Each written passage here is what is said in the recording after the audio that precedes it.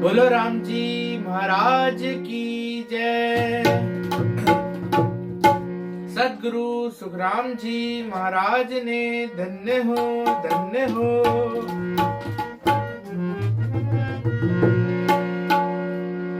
सत्संगत पल की भली करसी बहु गुण जो युग युग में सुख राम के सहस्त्र गुणा फल हो।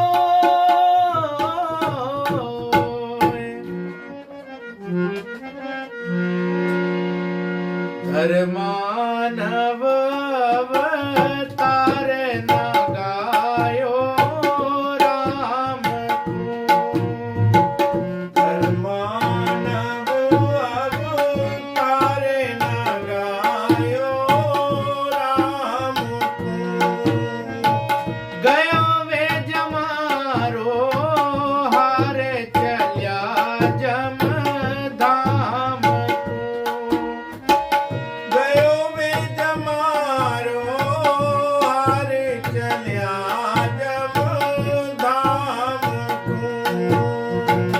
अंत समय के लेण भजन नर करत हैं। अंत समय के लेण भजन नर करत हैं। सुख संपत सब क्षण ध्यान हर धरत हैं।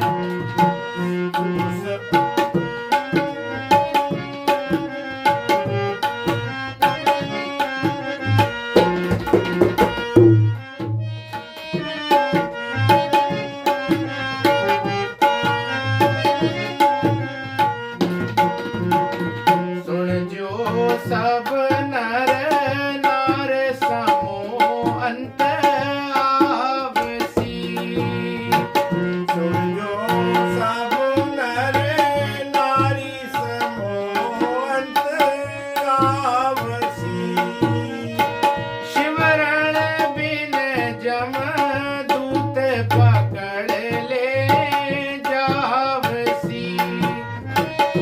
सिमरन बिन जमदूत पकड़ ले जावसी। क्षण जगत की रीत को भगत संभाइए। क्षण जगत की रीति को भगत समाइए। जम जालम फिर जाए परम पद पाइए। जम जालम फिर जाए परम पद पाइए।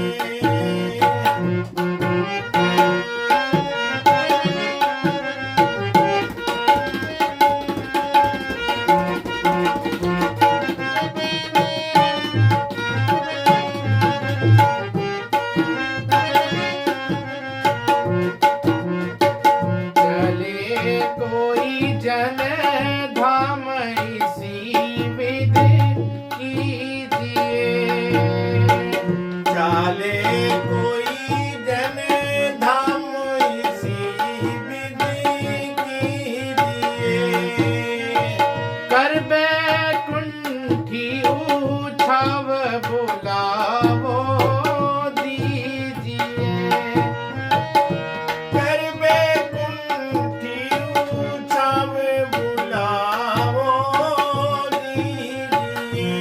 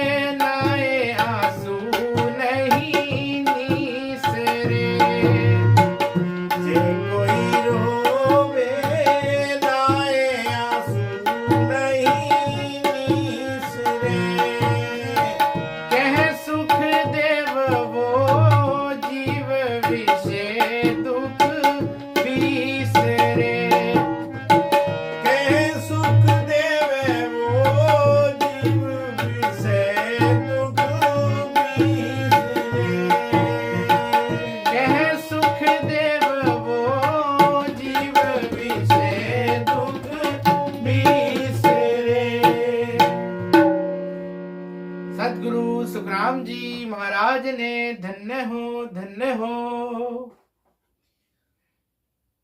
सदगुरु जी महाराज अपने तीसरे मंगल में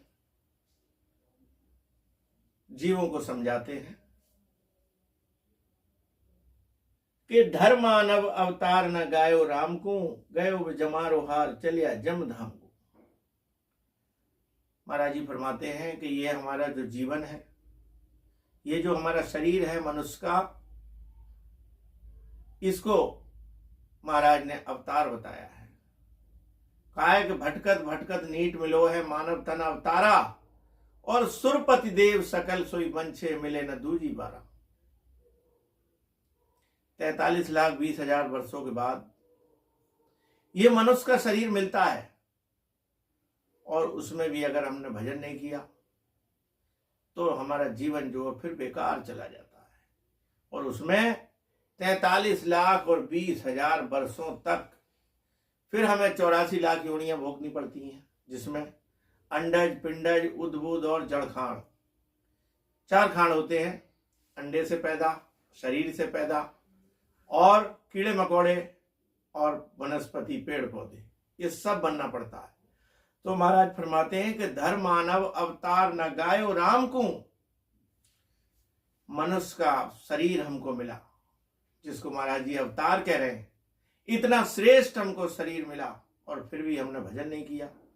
तो फिर महाराज जी फरमा रहे हैं, गयो वे जमारो हार चलिया जम धाम को। अगर भजन नहीं किया तो फिर क्या हुआ? वो जीव यमराज के हाथ में चला जाता है, और यमराज अनेक प्रकार से उसको यातनाएं देता है, उसकी मार लगाता है, और वो जीव को सहनी पड़ती हैं। उसके बाद 84 लाख योनि का दुख भोगना पड़ता है। तो महाराज जी फरमाते हैं कि अंत समय के लेन भजन नर करत है, और सुख संपत्ति सब छाण ध्यान हरि धरत। अंत समय में किसी का ध्यान ऐसा बन जाए, किसी की वृत्ति ऐसी बन जाए, और वो भजन करने लगे, राम नाम उसके मुख से निकल जाए, तो महाराज जी फरमाते हैं सुख संपत्ति सब छाण ध्यान हरि धरत है। तो ऐसा मनुष्य कौन सा होता है? कैसे मनुष्यों के जुबान पे राम नाम आता है? जो संसारिक सुखों को त्याग करके परमात्मा के नाम में रत हो जाता है, जो सिमरन में लग जाता है, धारोधार भजन करता है। तो ऐसा जीव महाराज जी कह रहे हैं कि अंत समय में उसके मुख से राम नाम निकलता है। महाराज जी कह रहे हैं कि जन्म जन्म मुनियतन कराई, अंत राम मुख आवत नाई। तुलसीदास जी ने भी कहा है कि जन्म जन्म मुनियतन कराही, और अंत राम मुख आवत नाही। जन्मों जन्मों से लोग जो हैं प्रयत्न करते हैं, लेकिन राम नाम मुख में नहीं आता। क्यों? महाराज जी कह रहे हैं कि जो जन लागे आद सू, निवे अंत लग कोय, तो नेचे सुख राम के आप ही करता हो। जो जीव बचपन से ही महाराज के भजन में लग जाता है और परमात्मा का ध्यान करता है, भजन करता है, उसके नाम में रत रहता है, तो उसका अभ्यास हो जाता है राम नाम करने का, और सच्चा प्रेम हृदय में पैदा हो जाता है। तो जिसके हृदय में परमात्मा के प्रति सच्चा प्रेम है, उसके मुख में अंत समय में अवश्य राम का नाम आता है। तो आगे महाराज बता रहे हैं कि सुन जो सब नर नार समूह अंतापसी, और शिवरण बिन जमदूत पकड़ ले जापसी। महाराज जी फरमाते हैं कि सब स्त्री पुरुष सुनो, जब अंत समय जीव का आता है और जिसने भजन नहीं किया, उसको यमराज पकड़ के ले जाता है और उसकी मार लगाता है। छाण जगत की रीत को भक्त समाइए, और जम जालम फिर जाए परम पद पाइए। महाराज जी फरमा रहे हैं कि संसार की रीत क्या है कि यहीं पर धन कमाओ और सम्मान कमाओ, रुपया पैसा, और परिवार का पालन करो, ये जगत की रीत है। और भक्ति की रीत क्या है? भक्ति की रीत ये है कि संसार में रहते हुए, संसार से प्रेम ना करते हुए परमात्मा से सच्चा प्रेम करो और नाम का सिमरण करो। चाहे कोई काम छूट जाए, लेकिन परमात्मा का नाम नहीं छूटना चाहिए। अगर हमारा नियम है तो नियम है, वो हमें पक्के तरीके से याद रखना चाहिए। तो महाराज फिर फरमाते हैं, छाण जगत की रीत को भक्त समाइए, जम जालम फिर जाए परम पद पाइए। तो महाराज जी फरमाते हैं कि अगर हमने जगत की रीति को छोड़ करके भक्ति की रीति पकड़ ली, तो जो यमराज की मार है वो हमें नहीं खानी पड़ेगी और हमें परम पद की प्राप्ति होगी। ऐसा महाराज का ज्ञान है।